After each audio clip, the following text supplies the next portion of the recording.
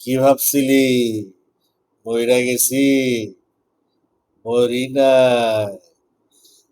মালিকের ট্রেলার দেখলাম। ট্রেলারে মালিক ফাটাই দিছে। অসম্ভব, অসম্ভব সুন্দর একটা ট্রেলার করছে মালিক। সাইফ চন্দনের ডিরেকশনে এটি বোধহয় তার চতুর্থ সিনেমা। এর আগে যে কয়টি সিনেমা সাইফ চন্দন বানিয়েছেন প্রত্যেকটা সিনেমাই আশানুরূপ ব্যবসা করতে পারে নাই। এইবার বোধহয় সাইফ চন্দনের ভাগ্যের শিখে ছিনবে। এইবার বোধহয় সাইফ চন্দনের কপালে একটা হিট সিনেমার তকমা লাগতে চলেছে, বলা যায় না। সাইফ চন্দনের সিনেমার ট্রেলার খুব ভালো হয়, কিন্তু গল্পে কোথায় জানি একটু দুর্বলতা প্রকাশ পায়। এবার গল্পটিও একটা দারুণ সমালোচনা তৈরি হয়েছে, সেটি নিয়েও আলাপ করবো। তার আগে ট্রেলার নিয়ে একটা জম্পেশ আলোচনায় চলে যাই, চলেন। ডায়লগ বাজিতে সুপার। ট্রেলারে যতক্ষণ যে কটা ডায়লগ দেখাইছে, দুর্দান্ত লেভেলের ডায়লগ বাজি হয়েছে। সিনেমা এই ধরনের ডায়লগের কাউন্টার এনকাউন্টার থাকলে সিনেমার প্রতিটা সিকোয়েন্স খুব জমে যায়। এই সিনেমায় যে শিল্পী নেওয়া হয়েছে, শিল্পী নির্বাচন করা হয়েছে, একের চাইতে এক ভালো। মনিরা মিঠু আছে, সালাউদ্দিন লাবলু আছে, দিশা সওদাগর আছে, কে নাই এই সিনেমায়? ভিলেনের গ্রুপটা এই সিনেমায় মোটামুটি স্ট্রং। দেখেন, অ্যাকশন সিনেমায় যখন এটা একটা টোটালি অ্যাকশন সিনেমা, এবং বলা বাহুল্য এই ঈদে একমাত্র অ্যাকশন সিনেমা মালিক। আর যে কটি সিনেমা এই ঈদে আসছে, সেই কটি সিনেমার মধ্যে ফুল ফ্লেজেড অ্যাকশন সিনেমা বলার মতো এরকম আর কোনো সিনেমা আমি পাইনি ট্রেলার দেখে, টিজার দেখে। রকস্টার একটা রোমান্টিক সিনেমা। এখন জোয়ার চলছে অ্যাকশন সিনেমার, সেই জোয়ারে গা ভাসিয়েছে আরিফিন শুভ।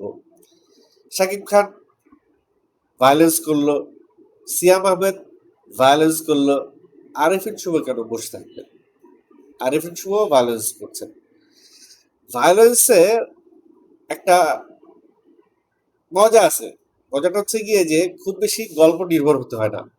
মানুষ ভায়োলেন্স দেখে মুগ্ধ হয়ে যায়, মারামারি দেখে মানে অ্যাকশন দেখে মানুষ মুগ্ধ হয়ে যায়। তার উপরে যদি ধামাকাদার কিছু গান থাকে তাহলে তো কথাই নেই।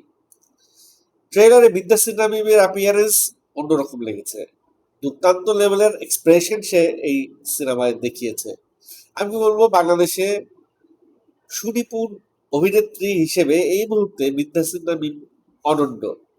তার পরাণ সিনেমায় আমি কাজ করেছিলাম, দুর্দান্ত লেভেলের পারফর্ম করছে, এবং পরাণের সাফল্য আপনারা জানেন। কেন যে বিদ্যা সিনহা মিমকে ওইভাবে ব্যবহার করছে না, I am not sure. But বিদ্যা সিনহা মিমকে প্রপারলি ইউটিলাইজ করলে একটা একটা সুপার লেডি টাইপের ক্যারেক্টার আমরা পেতে পারি সিনেমায়। যেমনটা মাহিয়া মাহি একটা সময় সুপার লেডি ক্যারেক্টার হয়ে উঠেছিল, তারপরে কিছু বাজে ফিল্ম এবং রাজনীতিতে জড়িয়ে গিয়ে মাহিয়া মাহি তার নিজের ক্যারিয়ারে পেরেক ঠুকেছে, এবং একাধিক বিয়ে, সবকিছু মিলিয়ে মাহিয়া মাহি ছিটকে পড়েছে মিডিয়া থেকে। এখন সুপার লেডি নায়িকার যে প্ল্যাটফর্ম নাই, প্ল্যাটফর্মে শূন্য শূন্যতা বিরাজ করছে। সেখানে তাসনিয়া ফারিন ইনসাফ সিনেমায় একটু সুপার লেডি টাইপের ক্যারেক্টার করতে চেয়েছিল, বাট লাস্টের দিকে তাসনিয়া ফারিনকে সেই ঘরোয়া পরিবেশের একটা গৃহিণী নায়িকাই বানিয়ে ফেলা হয়েছিল। বিদ্যা সেনামিন এই সিনেমায় তাকে অন্যরকম ভাবে পাবো। আর সবচেয়ে বড় কথা আরিফিন শুভ, আরিফিন শুভ অযথা কেলায় নাই, যেটা সে নর্মালি করে। যে কোনো কিছুই সে কমেডি আকারে নিয়ে যায়, যে কোনো ক্যারেক্টার সে কমেডিতে চলে যায়। তো ওই জায়গা থেকে আরিফিন শুভ মালিকে মনে হয় একটু বেরিয়ে এসছে, এবং তার অভিনয়ের একটু প্যাটার্ন চেঞ্জ হয়েছে, এবং তার ডায়লগ ডেলিভারি থেকে শুরু করে তার অ্যাপিয়ারেন্স খুব ভালো লাগছে এবার। অ্যাকশনের প্যাটার্ন গুলো খুব ভালো ছিল। খুব মানে খুব যে সেকেলে কোনো অ্যাকশন ছিল তা না, আধুনিকায়ন করার চেষ্টা হয়েছে অ্যাকশনের ভিতরে ভেতরে, অনেক আধুনিকায়ন হয়েছে। সবকিছু মিলিয়ে বিশেষ সদাগরকেও একটা ডিফারেন্ট ক্যারেক্টারে রাখা হয়েছে, এবং মনিরা মিঠু, ওনাকে ট্রেলারে স্পেস কম দিয়েছে। সিনেমায় মনিরা মিঠুর প্রয়োগটা আমি ওইভাবে দেখি না। মনিরা মিঠু একজন খল চরিত্র বা যে কোনো চরিত্র, মনিরা মিঠুকে সিনেমায় ব্যবহারই করা হচ্ছে না। বাট মনিরা মিঠু দুর্দান্ত লেভেলের একজন অভিনেত্রী।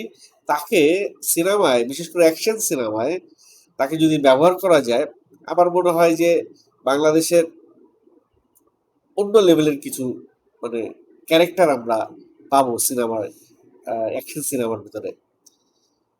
যে কথাটি বলছিলাম যে এই ঈদের একমাত্র অ্যাকশন সিনেমা মালিক।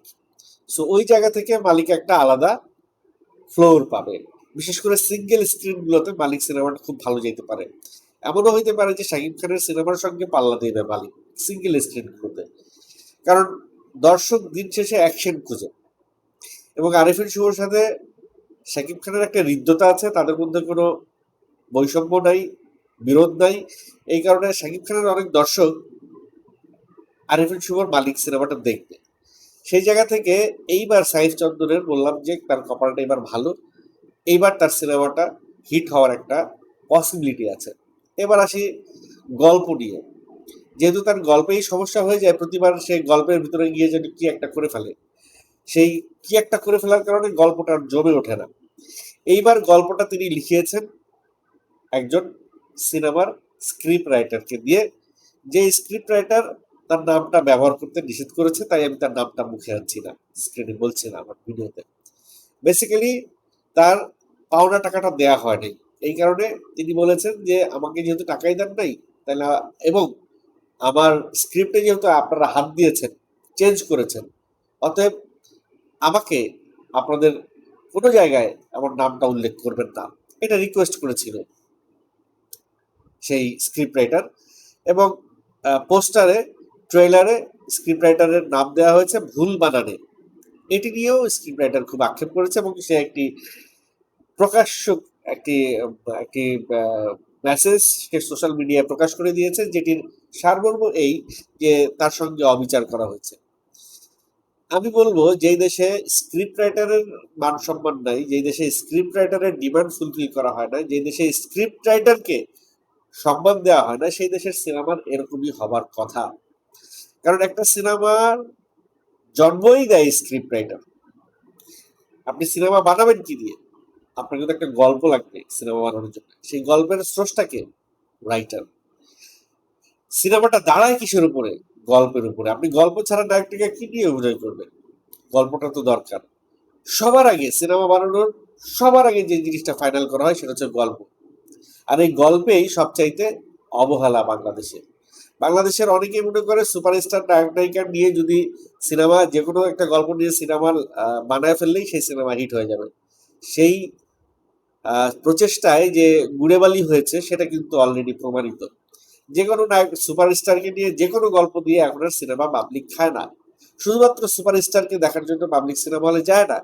সিনেমা হলে মানুষ যে একটা গল্প দেখবার জন্য, সিনেমা শেষ করে একটা ভালো ফিল নিয়ে বের হবার জন্য। তো মালিক সিনেমায় যেই প্রচেষ্টা হয়েছে, একজন বাইরের রাইটার নেওয়া হয়েছে, আলাদা স্পেশালাইজ রাইটার নেওয়া হয়েছে, একটা গল্প বলার চেষ্টা করা হয়েছে। এবং গল্প বলার যে চেষ্টা করা হয়েছে এটি ট্রেলার দেখলেই বোঝা যায়। ট্রেলারের বিভিন্ন ডায়লগ থেকে যদি আমি সাজাই বিষয়টা, এরকম দেখা যাবে যে একটা জাহাজ ব্রেকিং বা জাহাজ ভেড়ে এরকম একটা জায়গায় সিনেমার গল্পটা, প্লটটা আবর্তিত। এবং সেই জায়গাতে আরিফিন শুভ একজন আহ, বলবো সর্দার বা একজন গডফাদার, বা যাকে নিজেকে নিজে মালিক বলছে, বিশেষ সওদাগরও নিজেকে নিজে মালিক করছে। অর্থাৎ বিশেষ সওদাগর আর আরিফিন শুভর মধ্যে একটা কনফ্লিক্ট হবে। কি নিয়ে কনফ্লিক্ট হবে? এই যে জাহাজে যেসব মালামাল আসে, বৈধ হোক অবৈধ হোক, এগুলো যে পোর্টে ভেড়ে, সেগুলো কিন্তু একটা মাসোয়ারা কাউকে না কাউকে দিতে হয়। সেই মাসোয়ারাটা হয়তো মালিক নিতে চায়, যেটা আগে বিশেষ সওদাগর দিত। কোনো একটা পর্যায়ে গিয়ে আরিফিন শুভ সেটা টেক ওভার করবে। এই বিশেষ সওদাগর আরিফিন শুভর এই বিষয়টাকে টেক ওভার করার ভেতরে বিদ্যাসিতা একটা খুবই একটা কৌতূহলী ক্যারেক্টার নিয়ে আসছে, যে ক্যারেক্টারটা সহসা বোঝা যাচ্ছে না, যে বা যায় না। আরিফিন শুভ একটা ডায়লগে বলে, আপনি আমাকে বিয়ে করতে চান? একটু তাচ্ছিল্যের সাথে বলে, আপনি আমাকে বিয়ে করতে চান? এবং ওইখানে মিমের যে এক্সপ্রেশন, এবং অন্য একটা জায়গায় মিমের যে একটা ভিলেন টাইপের এক্সপ্রেশন, সবকিছু মিলিয়ে একটা ভার্সেটাইল ক্যারেক্টার মিম এখানে প্লে করছে। আমার মনে হয় আরিফিন শুভর ক্যারেক্টার চাইতে মিমের ক্যারেক্টারটা সবচাইতে এন্টারটেইনিং হবে এই সিনেমায়। এবং মিমের ক্যারেক্টারটা দেখে সবাই মিমের ভূয়সী প্রশংসা করবেন এই সিনেমা দেখে বেরিয়ে। প্রত্যেকটা শিল্পী তাদের যে কস্টিউম থেকে শুরু করে অ্যাক্টিং এর যে অ্যাপ্রোচ, সবকিছুই ছিল অ্যাকশনে ভরপুর। অর্থাৎ এটা যে শুরুতেই বলেছি, এটা একটা ফুল ফ্লেজেড একটা অ্যাকশন সিনেমা এবং ঈদের একমাত্র full fledged action cinema.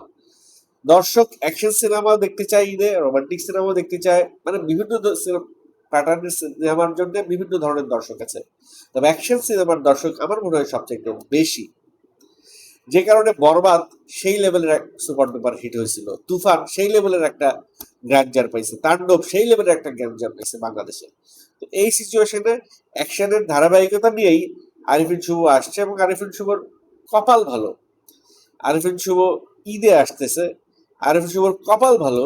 Arifin শুভর যে গত টার্মে তাকে নিয়ে বঙ্গবন্ধুর সিনেমা নিয়ে যে বিতর্ক হয়েছিল, সেই সকল বিতর্কের ঊর্ধ্বে গিয়ে মানুষ আরিফিন শুভর এই ট্রেলারটা রিসিভ করছে, তাকে রিসিভ করছে, তার সিনেমা দেখার জন্য ওয়েট করছে। সো ওভারঅল ঈদে যারা অ্যাকশন সিনেমা দেখতে চান তাদের জন্য এক নম্বরে লিস্টে রাখবে মালিক। তারপরে সিনেমার গল্প কেমন হয়েছে, সিনেমার নির্মাণ কেমন হয়েছে, সেই বিষয়গুলো ওয়ার্ড অফ মাউথে ছড়িয়ে পড়বে। এবং ফাইনালি এটাই এখন দেখবার বিষয়, ৩-৪টা সিনেমা বানাবার পরে ডিরেক্টর সাইফ চন্দন কতটা পটু হলেন ডিরেক্টর হিসেবে।